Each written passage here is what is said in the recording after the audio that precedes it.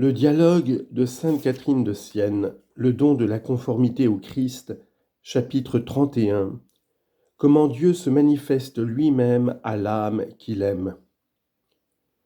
Sais-tu comment je me manifeste moi-même à l'âme qui m'aime en vérité, en suivant la doctrine de ce doux verbe d'amour? Je manifeste ma vertu à l'âme de diverses manières, suivant le désir qu'elle en a. Mais il y en a trois principales manifestations. Premièrement, je manifeste dans l'âme ma vertu, c'est-à-dire mon affection et ma charité, premièrement par l'intermédiaire du Verbe mon Fils. Cette affection, cette charité éclate dans le sang répandu, avec un si beau feu d'amour. Et cette charité se manifeste ainsi de deux manières. L'une générale vis-à-vis du commun des hommes, c'est-à-dire vis-à-vis de ceux qui demeurent dans la charité commune. À ceux-là, je me manifeste en leur prouvant jusqu'à l'évidence ma charité par les nombreux et divers bienfaits qu'ils reçoivent de moi. L'autre manière plus particulière concerne ceux qui sont devenus mes amis. En plus de la manifestation commune, ceux-là goûtent et connaissent, ils éprouvent, ils sentent par expérience ma charité au fond de leurs âmes. La seconde manifestation de ma charité a lieu dans l'âme même, quand je me révèle moi-même à elle par sentiment d'amour. Non que je fasse acception des créatures, je ne regarde qu'au saint désir. Mais je me manifeste à l'âme avec la même perfection qu'elle me cherche. Quelquefois je me révèle à elle, et c'est le second genre de manifestation dans l'âme, en lui donnant l'esprit de prophétie, en lui découvrant les choses futures, et de bien des manières différentes, suivant que je le juge conforme aux besoins de cette âme ou des autres créatures. Troisièmement, d'autres fois, c'est le troisième genre de manifestation. Je me révèle par le sentiment de ma présence, de la présence de ma vérité, mon Fils unique, dans l'esprit de mes serviteurs, suivant des modes divers, en conformité avec les désirs et la volonté de l'âme. Tantôt elle me cherche dans la prière, désirant connaître ma puissance, et je la satisfais en lui faisant sentir et goûter ma vertu. Tantôt elle me cherche dans la sagesse de mon Fils, et je l'exauce en le proposant pour objet au regard de son intelligence. Tantôt elle me cherche dans la clémence de l'Esprit Saint, et alors ma bonté lui fait goûter le feu de ma divine charité, en lui faisant concevoir les vraies et réelles vertus fondées sur la charité pure du prochain. Chapitre 32. Pourquoi le Christ ne dit pas « Je manifesterai le Père, mais moi-même » ?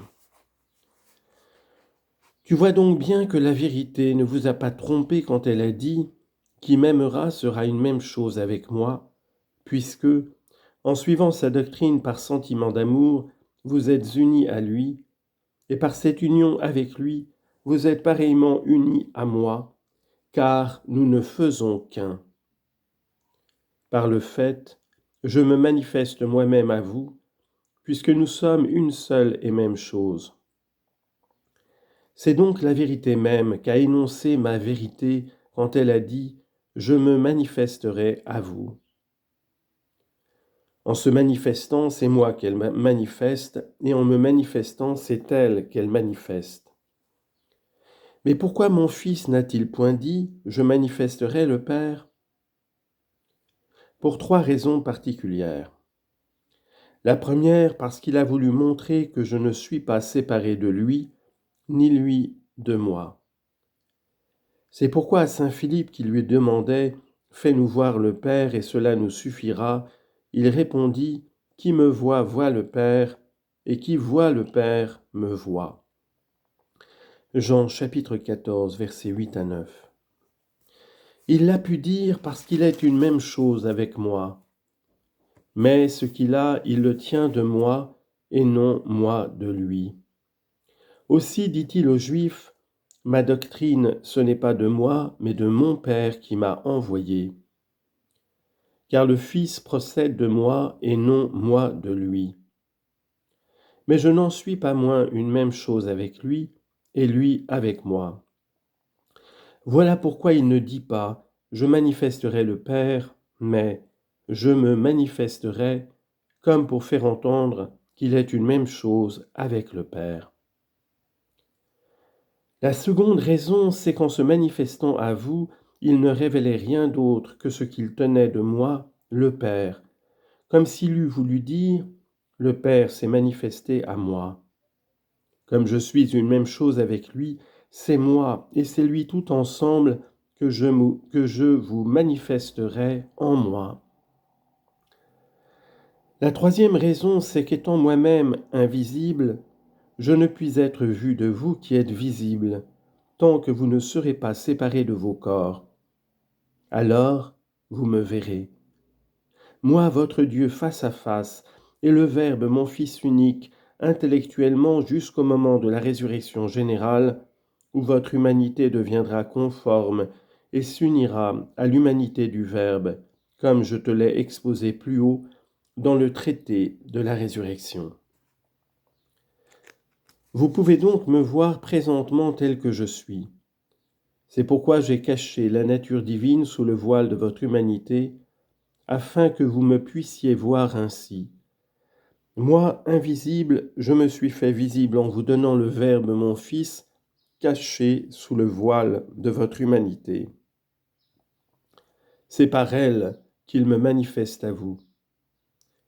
Aussi ne dit-il pas « je manifesterai le Père », mais bien « je me manifesterai à vous », comme pour dire « selon que m'a donné le Père, je me manifesterai à vous ».